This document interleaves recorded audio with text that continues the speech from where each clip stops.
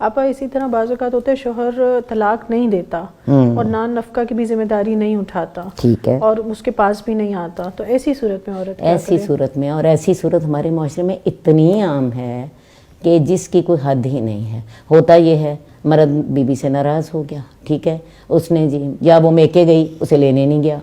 10 سال ہو گئے عورت کو میکے بیٹھے ہوئے، یا اس نے بیوی سے کہہ دیا تھا خبردار میرے گھر آئیں ہیں میں تمہیں نہیں لینے آؤں گا، کوئی بھی ایسی بات ہو جائے، کوئی بھی مرد اس طرح کی بات کر دے تو اس کو جو قانونی اصطلاح ہے اس میں ایلا بولتے ہیں۔ ایلا کا معنی ہوتا ہے قسم کھانا، اور یہ مسئلہ سورہ بقرہ میں اللہ تعالیٰ نے بتایا۔ اگر کوئی مرد عورت کے ساتھ اس طرح کرے، مثلاً اسے کہے میں تمہیں ملوں گا نہیں، تیری شکل نہیں دیکھوں گا، تمہیں میکے سے نہیں لینے آؤں گا، یا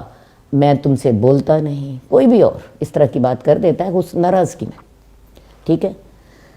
تو عورت کو شریعت اجازت دیتی ہے کہ 4 مہینے تک وہ مرد کا انتظار کرے۔ 4 مہینے کے بعد اگر مرد اس کے کمرے میں نہیں آیا، یا اس نے اس سے کلام نہیں کی، یا اس نے اس کے ساتھ کوئی تعلق نہیں رکھا، یا میکے سے نہیں لینے آیا، تو 4 مہینے کے بعد شریعت عورت کو ایک حق دیتی ہے، اور وہ حق یہ ہے کہ عورت اس مسئلے کو اٹھائے۔ وہ مرد سے مطالبہ کر سکتی ہے یا مجھے بساؤ یا مجھے چھوڑو۔ صحیح۔ یہ درمیان میں جو لٹکنے والی بات ہے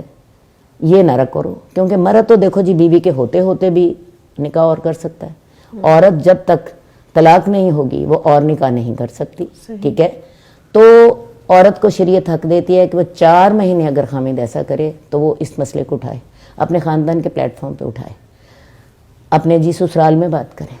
اپنے میکے میں بات کریں، کسی ایسے بندے سے بات کرے جو کہ اس کے خامد پر اثر انداز ہو سکتے ہوں، اور عورت اس ایشو کو اٹھائے کہ یا یہ مجھے رکھے یا مجھے بسائے یا مجھے چھوڑے، کیونکہ اگر یہ مجھے نہیں بساتا تو چلو مجھے کم از کم آزاد کر دے، میں آزاد زندگی گزاروں، ایسا تو نہیں ہے کہ یہ مجھے دے بھی کچھ نہیں رہا اور مجھے اس نے باندھا بھی ہوا ہے۔ تو اگر خاندان کے پلیٹ فارم پہ اس کا معاملہ حل نہیں ہوتا تو پھر اس معاملے کو وہ لے کے عدالت میں بھی جا سکتی، تو اسے یہ ایشو اٹھانا چاہیے۔ اصل یہ اللہ نے حق دے دیا اس کو۔ اب ہمارے ہاں عورتوں کو اس حق کا پتہ ہی نہیں ہوتا، عورتوں کو علم ہی نہیں ہوتا، عورتیں 10 سال میں کے بیٹھی ہوتی ہیں،